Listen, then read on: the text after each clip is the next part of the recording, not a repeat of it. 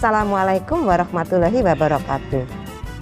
Bertemu kembali dengan saya Dr. Sofi. Sobat sehat, akreditasi bukan sekedar dokumen. Ada 5 cara penilaian dalam akreditasi yang dilakukan oleh surveyor yang dikenal dengan RDOWS. Penjelasannya, pertama, surveyor akan melihat dokumen regulasi, yaitu SK, pedoman, panduan, dan SPO. 2. Surveyor akan melihat dokumen bukti implementasi. 3. Surveyor akan melakukan observasi. 4. Surveyor akan melakukan wawancara. Dan yang terakhir, surveyor akan meminta dilakukan simulasi. Ini untuk membuktikan apakah kita sudah melakukan kerjakan yang kita tulis dan tulis yang kita kerjakan. Channel YouTube Dr. Sofi dibangun untuk itu semua. Sobat sehat, ini adalah video saya yang ke-248 yang akan membahas obat tradisional dan suplemen di masa pandemi. Sebelum melihat video 248 ini, saya anjurkan sobat sehat melihat video 123 tentang formulir dan pedoman terkait pencegahan dan pengendalian COVID-19. Poin 20 yaitu sarana informasi yang disusun oleh BPOM mengenai herbal Indonesia yang dapat digunakan untuk penanggulangan menghadapi COVID-19. Di video 248 ini kita akan membahas pemanfaatan obat tradisional untuk pemeliharaan kesehatan, pencegahan penyakit, dan perawatan kesehatan. Bahwa pembangunan kesehatan diarahkan untuk meningkatkan kesadaran, kemauan, dan kemampuan hidup sehat bagi setiap orang agar dapat mewujudkan peningkatan derajat kesehatan masyarakat setinggi-tingginya. Salah satu strategi pembangunan kesehatan adalah mendorong masyarakat agar mampu memelihara kesehatannya serta mengatasi gangguan kesehatan ringan secara mandiri melalui kemampuan asuhan mandiri. Dalam rangka memberdayakan dan mendorong peran aktif masyarakat dalam upaya pembangunan kesehatan tradisional, perlu mengarahkan agar masyarakat dapat melakukan perawatan kesehatan secara mandiri atau asuhan mandiri dan benar melalui pemanfaatan tanaman obat sebagai obat tradisional berupa jamu, obat herbal standar atau OHT, dan fitofarmaka. Pemanfaatan obat tradisional tersebut sebagai upaya untuk pemeliharaan kesehatan, pencegahan penyakit, dan perawatan kesehatan, termasuk pada masa kedaruratan kesehatan masyarakat dan atau bencana nasional COVID-19. Pelayanan kesehatan tradisional merupakan salah satu dari berbagai kegiatan dalam upaya kesehatan berdasarkan Undang-Undang Nomor 36 Tahun 2009 tentang Kesehatan. Kementerian Kesehatan telah menetapkan Formularium Ramuan Obat Tradisional Indonesia atau FROTI melalui Keputusan Menteri Kesehatan Nomor 197 Tahun 2017 yang penyusunannya dilakukan berdasarkan gangguan kesehatan pada umumnya ditemukan di masyarakat.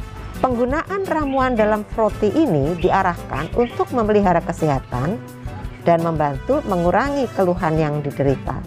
Dirjen Pelayanan Kesehatan telah mengeluarkan surat edaran tentang pemanfaatan obat tradisional untuk pemeliharaan kesehatan, pencegahan penyakit, dan perawatan kesehatan.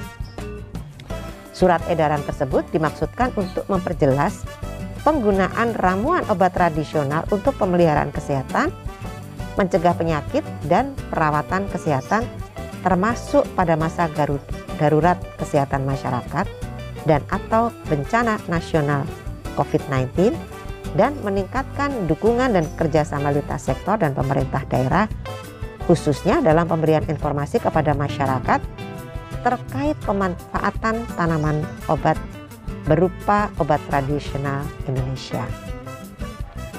Dalam pemanfaatan tanaman obat sebagai obat tradisional dalam upaya pemeliharaan kesehatan, pencegahan penyakit, dan perawatan kesehatan harus tetap memperhatikan petunjuk pemanfaatannya sebagai berikut. Pertama, Pemanfaatan tanaman obat sebagai obat tradisional dalam sediaan segar sebaiknya dilakukan dengan memperhatikan petunjuk pemakaiannya seperti pertama, pemilihan jenis tanaman, komposisi bahan, takaran yang tepat sesuai dengan racikan ramuan obat tradisional yang akan dibuat. Kemudian pengolahan tanaman dimaksud harus memperhatikan kebersihan, peralatan yang digunakan, dan cara pengolahan yang baik dan benar. Sebagai contoh, peralatan untuk merebus simplicia atau bahan alamiah yang dipergunakan sebagai obat yang belum mengalami pengolahan apapun juga dan kecuali dinyatakan lain berupa bahan yang telah dikeringkan, tidak boleh menggunakan logam kecuali stainless steel. Alat merebus simplicia sebaiknya terbuat dari kaca, keramik, atau porselin. Bahan ramuan obat tradisional harus dicuci bersih sebelum diproses lebih lanjut. Saringan yang digunakan terbuat dari plastik atau nylon, stainless steel, atau kasa. Obat tradisional dalam bentuk sediaan segar sebaiknya dikonsumsi untuk 1 hari. Pemanfaatan obat tradisional dalam bentuk sediaan jadi harus memperhatikan hal-hal berikut, yaitu obat tradisional harus memiliki izin edar dari BP POM. Kemudian informasi yang tercantum dalam kemasan harus diperhatikan, antara lain aturan pakai, tanggal kadaluarsa, peringatan, kontraindikasi, dan khasiat. Kemudian kondisi kemasan dalam keadaan baik atau tidak rusak, tidak bocor dan tidak lusuh. Bentuk fisik produk dalam keadaan baik. Obat tradisional tidak boleh digunakan dalam keadaan kegawat daruratan dan keadaan yang potensial membahayakan jiwa.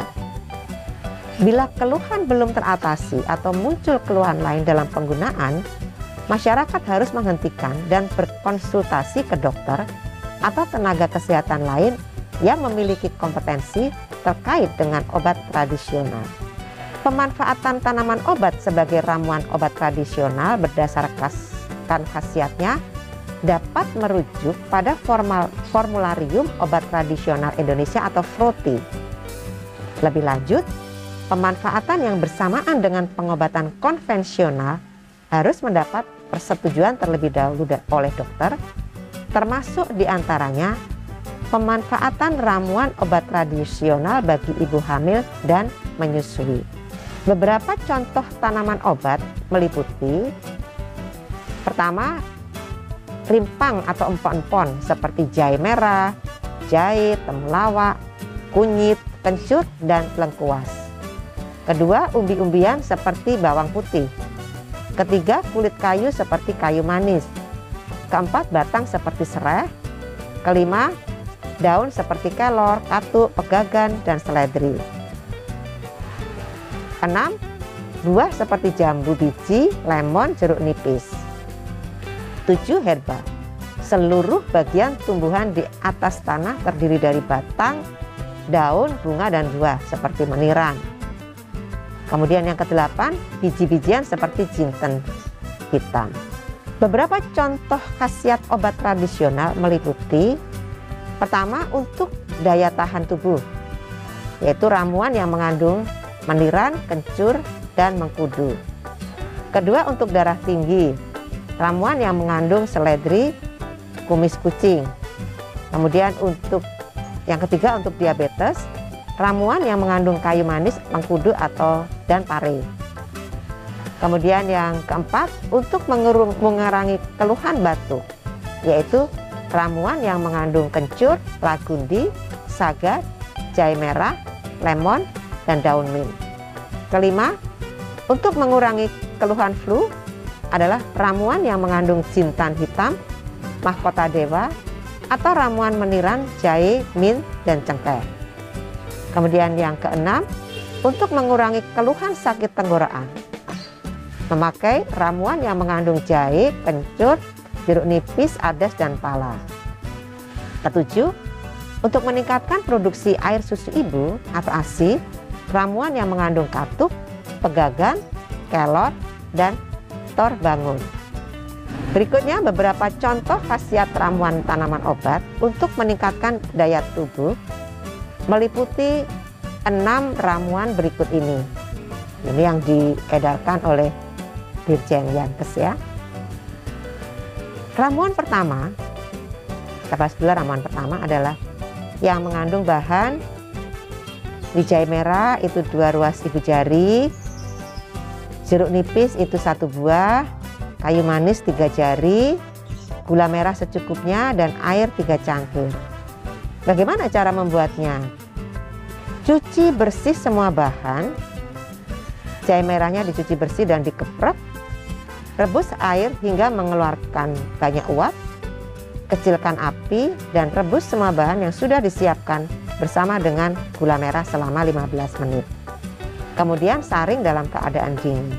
Bagaimana cara pemakaian ramuan pertama ini? Ramuan pertama ini diminum 1 kali sehari sebanyak 1,5 cangkir. Berikutnya ramuan yang kedua. Ramuan kedua ini bahannya adalah kunyit 1 ruas ibu jari, lengkuas 1 ruas ibu jari, jeruk nipis 1 buah, air sebanyak 3 cangkir, dan gula merah secukupnya. Cara membuat ramuan 2 adalah cuci bersih semua bahan, kunyit dan lengkuas dikeprek, kemudian rebus air hingga mendidih, kecilkan api dan masukkan semua bahan. Tunggu kira-kira setengahnya atau matikan. Saring dalam keadaan dingin. Bagaimana cara pemakaian? Ramuan diminum 2 kali sehari sebanyak 1,5 cangkir. Selanjutnya kita akan bahas ramuan yang ketiga. Ramuan ketiga ini bahannya adalah pegagan 1 jumput, jahe merah 1 ruas ibu jari, temulawak 1 iris, gula aren secukupnya, kemudian air 1,5 gelas. Cara pembuatan ramuan ketiga ini, pegagan dicuci sampai bersih, kemudian rebus air sampai mendidih. Setelah mendidih, kecilkan api dan masukkan pegagan yang sudah disiapkan. Tunggu sampai air terisi kira-kira 2 gelas. Sesudah dingin disaring, tambahkan perasan jeruk nipis. Cara pemakaiannya adalah diminum 2 kali sehari 1 gelas. Selanjutnya kita akan bahas ramuan keempat. Ramuan keempat ini bahan-bahannya adalah kencur 50 gram yang sudah dikupas, beras 100 gram, daun pandan 3 lembar, gula aren secukupnya, dan air 2300 ml. Cara pembuatannya adalah sangrai beras hingga kekuningan, haluskan beras, kencur dan gula, masukkan ke dalam air sampai mendidih, tambahkan pandan, kemudian disaring. Cara pemakaian, minum 2 kali sehari untuk ramuan keempat. Selanjutnya kita akan bahas ramuan kelima. Ramuan kelima bahannya terdiri dari daun kelor 2 genggam, air 2 cangkir. Cara pembuatan, rebus air sampai mendidih, masukkan daun kelor, lalu matikan api dan saring sesudah dingin. Cara pemakaiannya untuk orang dewasa 2 kali sehari 1 cangkir, dan untuk anak 2 kali sehari setengah cangkir. Selanjutnya kita akan bahas pembuatan ramuan keenam. Ramuan keenam bahannya adalah bawang putih tunggal atau lanang 2 butir, air hangat 1 gelas, dan madu secukupnya. Cara pembuatannya, bawang putih dicuci bersih dan dimemarkan sampai halus. Kemudian campurkan ke dalam air hangat dan tambahkan madu, aduk hingga larut. Cara pemakaian ramuan ke-6 ini diminum 2 kali sehari sebanyak secukupnya. Demikianlah Sobat Sehat.